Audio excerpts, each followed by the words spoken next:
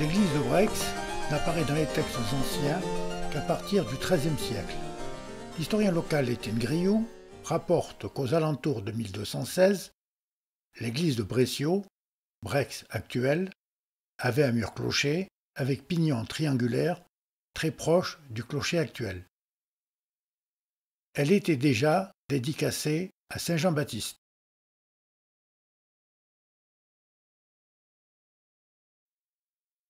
De son origine, nous en savons que peu de choses. Néanmoins, l'histoire nous apprend que les sources ont été de longtemps des lieux de culte, autour desquels gravitaient un certain nombre de croyances. L'archéologie témoigne souvent de la continuité des cultes sur les lieux de sanctuaires antiques. Progressivement, le christianisme a remplacé les oratoires païens. Le culte des sources était tellement vivace en Gaule que l'on commença à y construire autour baptistères, chapelles et églises.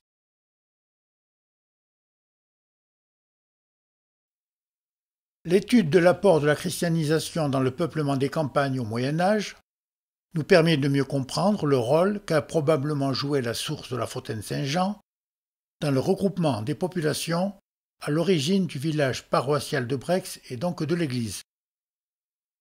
La christianisation commencée à partir du IVe siècle dans les villes a progressivement gagné les campagnes. Le baptême donné d'abord que par les seuls évêques dans des lieux de culte bien définis, puis par les prêtres par délégation dans les campagnes. Les fonts baptismaux, du latin fons qui signifie source, étaient souvent situés à l'extérieur de l'église, près ou dans la source. On peut raisonnablement penser que la source a été à l'origine d'un temple païen, puis d'une chapelle et enfin d'une église, qui a aggloméré une communauté religieuse à la fin de l'époque carolingienne, du IXe au Xe siècle, village que les historiens qualifient de village de l'an 1000. D'ailleurs, Saint Jean-Baptiste était un agionyme d'origine typiquement d'époque carolingienne. Au XIIIe siècle apparaissent les tout premiers témoignages écrits. En 1246, le chapelain de Brex, Pierre Anervis, est signataire de la charte de coutume accordée par le seigneur de l'île Bertrand Jourdain aux habitants de Thil et de Brex. On peut y lire au paragraphe 33 de la traduction de Paul Tournier de 1906, au paragraphe Dates et témoins, « Toutes ces choses ont été faites, établies et octroyées dans le château de Thil, le 27e jour du mois de mai, Louis, roi de France, Raymond, comte de Toulouse, Raymond, évêque, l'an de l'incarnation 1246. Les témoins sont Guillaume de Auxis, chapelain de Thil, Pierre Anervis, chapelain de Brex. Ceci nous apprend que les paroisses de Thil et de Brex sont alors bien distinctes malgré une destinée commune au sein de la seigneurie de l'île et possèdent donc chacune leur église. Il n'est malheureusement pas fait mention du saint patron de la paroisse, ni de l'implantation de l'église sur le site actuel ou dans le castrum situé au lieu-dit Castelbiel à Brex à cette époque.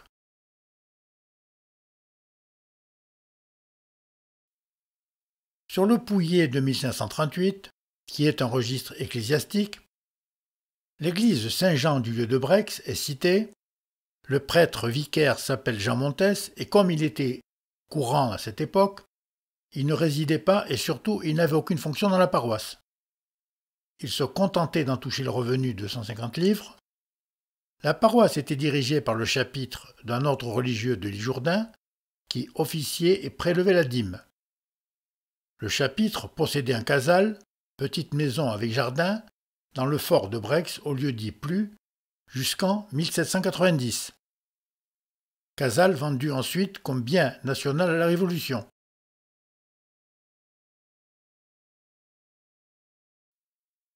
Les premiers éléments d'appréciation sur l'église apparaissent sous l'Ancien Régime, sur un état dit « État de la paroisse » de 1763.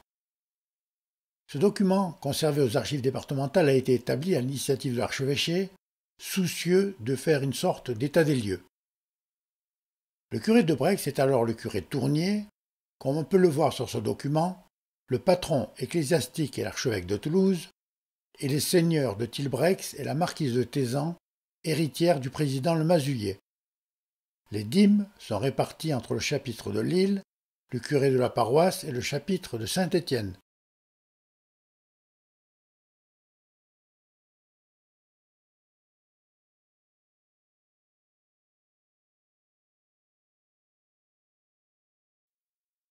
On apprend aussi que le presbytère est en bon état, ainsi que l'église qui possède un maître-autel décoré d'un tabernacle et d'un retable, le tout bien doré, ainsi que 3 chapelles décorées de la même façon. Le cimetière contigu est bien clos et fermé à clé. La maquette présentée correspond à l'église existante à cette époque, fin XVIIIe siècle. Mais la situation s'est dégradée car en 1788, lors d'une assemblée municipale encore présidée par le comte d'Albis de Belvèze, il est écrit « Le plafond de l'église demande une réparation d'autant plus prompte que, si elle était retardée, elle pourrait entraîner la dite communauté dans des dépenses considérables. » En juin 1879, l'inspecteur des ponts et chaussées Pouy de la Tour estime les travaux à 470 livres.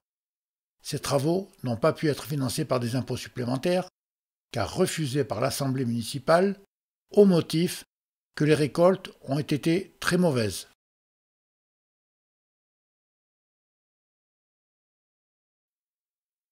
En l'absence d'archives municipales de 1790 à 1819, nous n'avons aucune indication sur l'état de l'Église pendant la période révolutionnaire et l'Empire. L'acharnement mis par l'Assemblée nationale à substituer l'ordre civil à l'ordre ecclésiastique a contribué à radicaliser le clergé réfractaire, soutenu par une grande partie de la population rurale, fidèle à leur curé traditionnel. Comme l'exprime si bien le prêtre André Malrieux dans son livre « Prêtre réfractaire entre Gimone et Save », notre région était devenue une petite Vendée, et en particulier Brex, qui a même fait l'objet de menaces de destruction de l'église par l'administration révolutionnaire. Les offices religieux ont toujours eu lieu, plus ou moins clandestinement. Le curé Labéry, en mai 1792, a préféré immigrer, comme plusieurs curés de la région, probablement vers l'Espagne, avant la répression révolutionnaire d'août 1792. Ces biens ont été confisqués, comme l'indique ce document.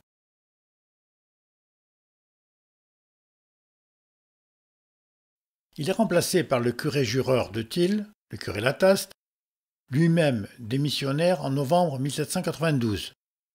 Voici sa lettre d'abdication. L'église sera alors fermée, le presbytère sera vendu en 1796 à Jean Salles. Les offices ont été célébrés par des curés réfractaires, clandestins et pourchassés, mais aidés par la population et par le premier maire de Brex, Isalguier. Le dimanche de Pâques 1795, le prêtre Cabla a célébré une messe à Brex dans une maison privée, probablement à la métairie d'Anjams, appartenant à Isalguier. Le 6 août 1800, le maire Mathieu Cazeneuve demande officiellement la réouverture de l'église, conformément à la loi du 11 janvier 1800, promulguée par Napoléon, pour réconcilier les Français, qui autorise de nouveau la pratique religieuse à l'intérieur des églises. Pendant toute la période de fermeture, l'église n'a probablement pas bénéficié de réparation ou de modification.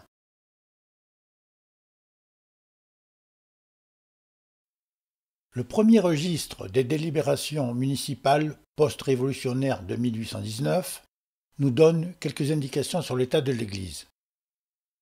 Sur les délibérations de juin 1819, il est écrit « Le Conseil s'est ensuite occupé de la réparation à faire au clocher ainsi que dans l'intérieur de l'église, ayant reconnu que la dite réparation était de la plus grande urgence. La demande a été faite au préfet et probablement acceptée. En août 1820, il s'agit de réparer le presbytère, toujours de façon urgente. Sur ce document, le maire a convoqué les habitants les plus imposés de la commune à la demande du préfet pour leur exposer le projet. Cette réparation a été finalement acceptée par le préfet en 1822, mais uniquement pour les travaux les plus urgents.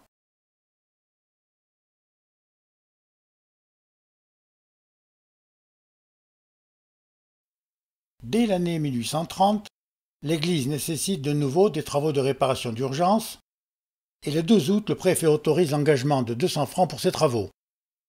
Le 7 octobre, le ministre de l'Intérieur Gazost, de Louis-Philippe, autorise la commune à lever un impôt extraordinaire de 600 francs pour financer les réparations plus complètes dans l'église. La mairie avait prévu de financer les réparations du presbytère par la vente de biens communaux, à savoir le fossé de l'ancien fort de Brex, au lieu dit plus, et un petit terrain en haut de la vieille côte. Cette vente à M. Bullion, initiée en 1829, ne se concrétisera qu'en 1836, car la préfecture a imposé les nouvelles lois sur l'aliénation des biens communaux, avec enquête publique dite de commodo et incommodo, ce qui a nécessité les services d'un géomètre et toutes les procédures administratives comme celles existant actuellement.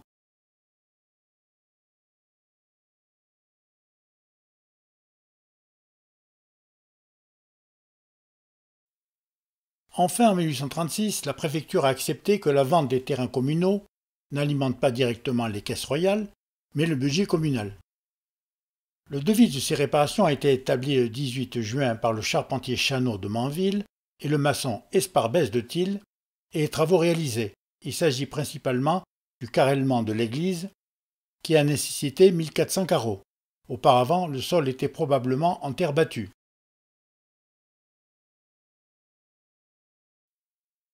Le 18 avril 1841, jour de Quasimodo comme précisé sur ce document, le conseil de fabrique de Brex demande la réparation du maître-autel, du retable et du tableau. En mai de la même année, le conseil municipal décide plutôt de faire réparer la toiture et quelques travaux supplémentaires, suivant le devis estimatif établi par Raymond Guyon, maître charpentier, pour la somme de 800 francs. Reprise de la toiture, remplacement des chevrons et quelques éléments de charpente, construction d'un mur pour soutenir le porche. La fabrique était un organisme chargé de l'administration temporelle de l'Église depuis la séparation des Églises et de l'État, dont font partie le curé Jean Coste et le maire Mathieu Cazeneuve. Sur ce courrier du 28 avril 1842, le maire explicite l'état de l'Église en écrivant « Afin de faire réparer l'Église dont les parois menacent ruine, ainsi que la toiture, et il y a à craindre quelques accidents. »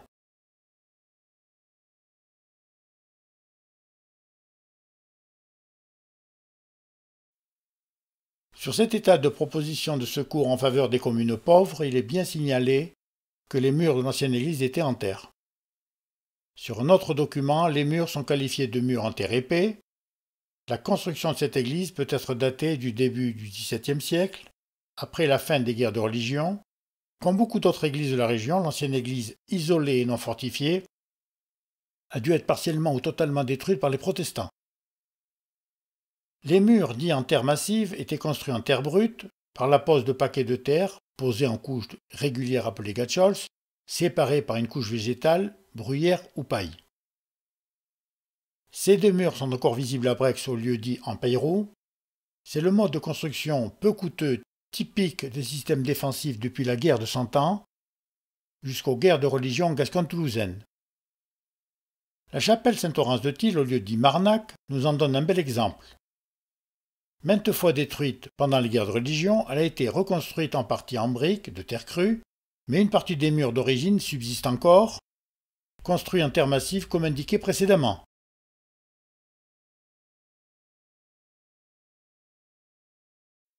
Dans l'ancienne église, la sacristie était située dans le prolongement de la nef côté est. En 1844, lors d'une délibération du conseil municipal, le maire en expose l'état en ces termes. Le mur de la sacristie à l'aspect du levant menaçait ruine et que la toiture avait aussi besoin d'une réparation urgente. Les travaux ont été acceptés par la préfecture et réalisés par le maître charpentier Pierre Siméon de Saint-Paul. Le mur a été construit en briques. Les briques étaient appelées tuiles à cette époque et les tuiles nommées tuiles à canal.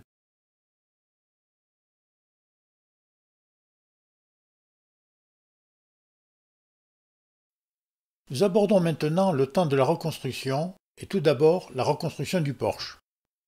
Véritable épopée commencée en 1845 pour se terminer en 1853, les archives départementales conservent environ 110 pages uniquement sur l'histoire de sa reconstruction. En voici les grandes lignes. L'architecte du département, Auguste Delors, aussi architecte de la basilique Saint-Aubin à Toulouse, établit les plans de face, de profil et au sol. Il établit aussi le cahier des charges en 1845. Mais un désaccord entre le curé qui souhaite en priorité la réparation de l'intérieur de l'église et le conseil municipal qui souhaite d'abord la reconstruction du porche retarde le projet. L'affaire est portée devant le préfet et finalement force reste au conseil municipal qui décide en janvier 1849 la reconstruction du porche. L'adjudication des travaux est lancée en avril 1849. Seul adjudicataire, Pierre Rigaud, charpentier, est retenu en septembre de la même année.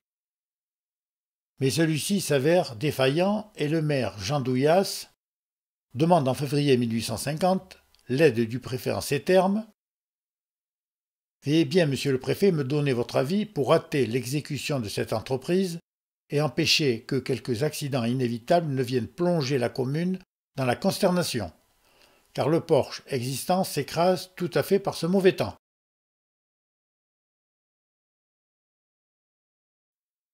Finalement, l'entrepreneur défaillant Rigaud délègue avec l'accord du conseil municipal les travaux à un certain Pédurand, entrepreneur de Toulouse. Celui-ci confirme au préfet qu'il reprend les travaux du porche. Il écrit « Ainsi j'ai remplacé Pierre Rigaud, entrepreneur dudit porche de l'église de Brex ». Dès août 1850, le maire refuse de payer l'entrepreneur constatant des malfaçons. Il écrit « Le plan approuvé n'a pas été suivi par l'entrepreneur. Il a donné à la façade principale du porche une direction oblique, ce qui fait que la porte ne se trouve pas dans l'axe de celle de l'église. Cela ne peut rester ainsi. Il faut donc, n'y aurait-il que ce motif, faire démolir ce qu'il y a de fait afin de rendre la façade du porche sur une ligne parallèle à celle de la façade de l'église. » Suit une longue liste de malfaçons.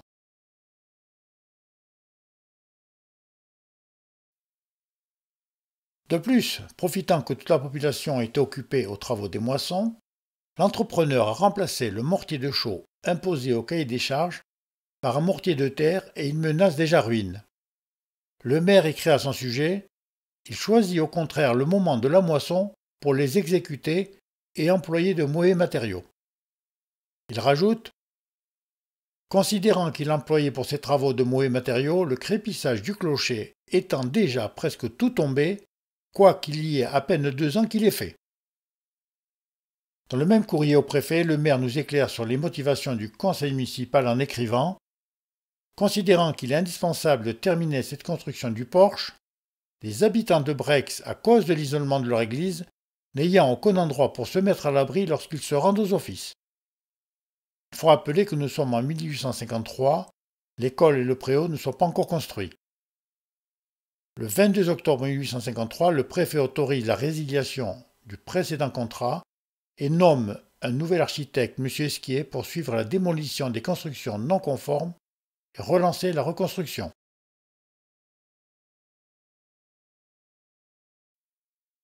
Finalement, le maire traite un marché de gré à gré avec l'entrepreneur Jean Dupéret, maçon de Montaigu, sur la base du cahier des charges initial établi par l'architecte du département Auguste Delors, et un devis d'un montant de 1107 francs établi par l'architecte M. de Méritance. Les travaux seront réalisés dans les règles de l'art et la réception des travaux du porche est signée le 16 décembre 1853. Le porche n'a pas été modifié depuis cette date. 8 années se sont écoulées depuis le lancement du projet.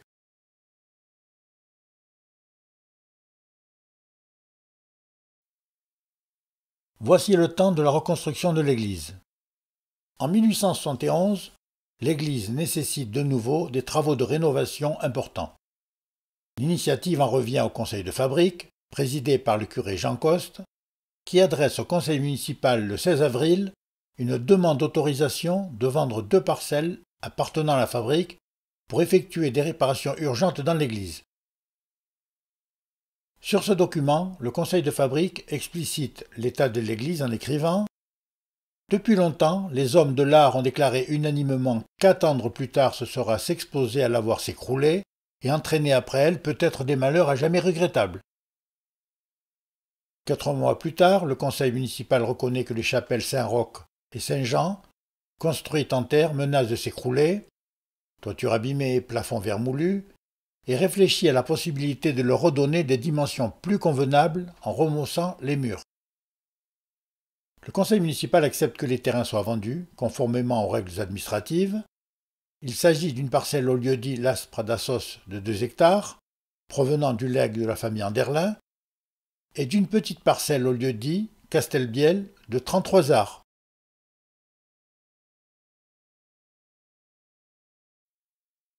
Il s'agissait pour le maire et son conseil municipal de faire procéder aux réparations urgentes par une entreprise en régie, aidée par les habitants pour le transport et la fourniture des matériaux. Mais le préfet, au vu des rapports alarmistes, propose purement et simplement la reconstruction de la nef, des chapelles et de la sacristie, plutôt que des réparations supplémentaires. Le maire, inquiet pour les finances municipales, répond au préfet le 26 mai 1872. L'église de Brex se compose d'une seule nef de dimension assez étroite, mais très suffisante pour la commune qui n'a que 241 habitants. Les murs sont en terre, mais très épais, protégés par des constructions extérieures, 3 chapelles et la sacristie qui les couvrent dans presque toute leur étendue. Les murs des chapelles et de la sacristie, provisoirement soutenus par des étais, sont sur le point de crouler. Un peu plus tard, l'architecte écrira « L'église de Brex se trouve dans un grand état de délabrement, les murs en partie construits en terre s'écroulent, elle manque d'air et de lumière. »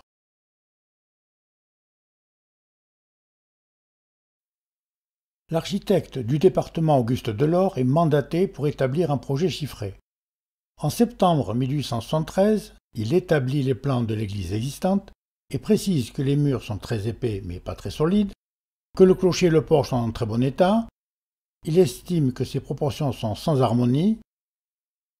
Il propose une abside semi-circulaire et la sacristie ainsi que 2 chapelles disposées sur les côtés. Cela donnerait à l'ensemble plus d'harmonie et de majesté.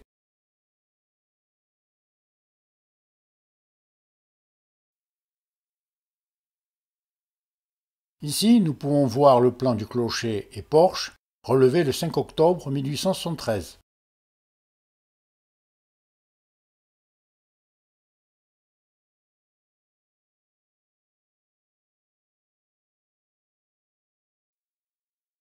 Ici, la coupe transversale de la nef, avant la reconstruction, cote reprise sur la maquette présentée.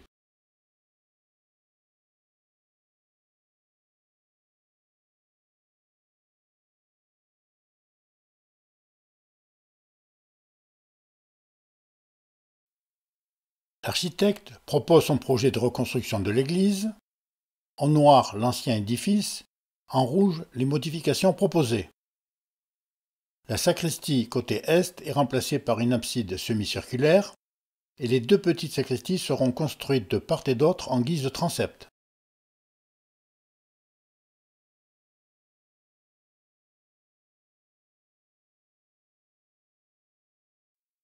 Il établit le plan en élévation de la nouvelle église, suivant le plan précédent. Il propose de rehausser les murs et plafonds et de faire des voûtes en briques creuses plus légères. Globalement, les dimensions au sol sont inchangées, les fondations seront creusées et refaites, la charpente rénovée sera surélevée. Les ouvertures de l'église, chapelle et sacristie seront en simples vitraux.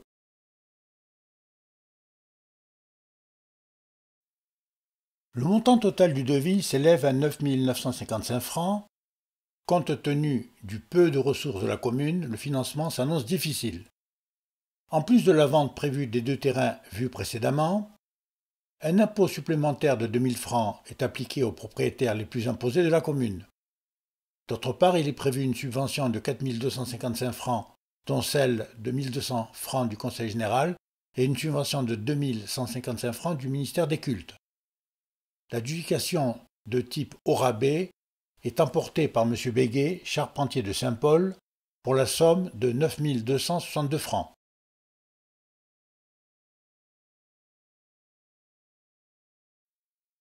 Après une enquête publique de Commodo et Incommodo, le président de la République, le maréchal de MacMahon, donne son accord pour la vente des 2 terrains. vente qui a eu lieu le 27 décembre 1874.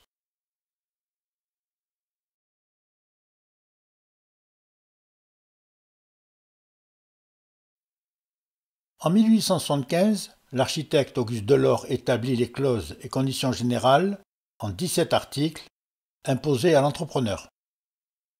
Les services du préfet établissent le plan de financement pour la reconstruction de l'église sur la base d'un montant des travaux de 9 955 francs.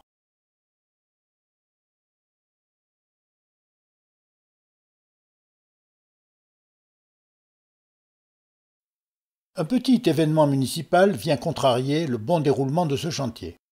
Le maire et son adjoint ont démissionné. En août 1876, l'entrepreneur écrit au préfet pour se plaindre de ne plus recevoir d'acompte. Le curé Coste écrit à son tour au préfet. J'ai l'honneur de porter à votre connaissance l'embarras où se trouve la commune par rapport à la construction de son église, subitement abandonnée par la démission de son maire. Avant si ardent à faire les travaux et à les surveiller avec un zèle intelligent, et aujourd'hui complètement abandonné par lui et par tout le conseil municipal. L'argent après cela est enfin débloqué par le préfet pour finir de payer l'entrepreneur Béguet de Saint-Paul.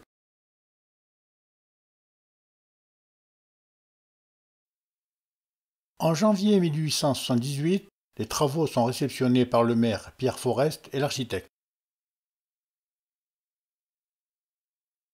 Le décompte définitif tient compte de quelques avenants. Le coût total des travaux s'est élevé à 10 450 francs.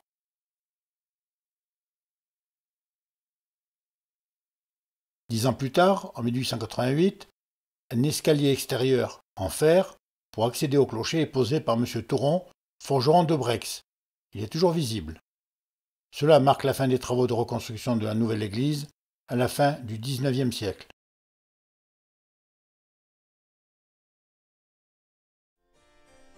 Mais l'enquête continue pour essayer de retrouver les chaînons manquants de l'histoire de l'église, et notamment pendant les guerres de religion au XVIe siècle, pendant la période révolutionnaire.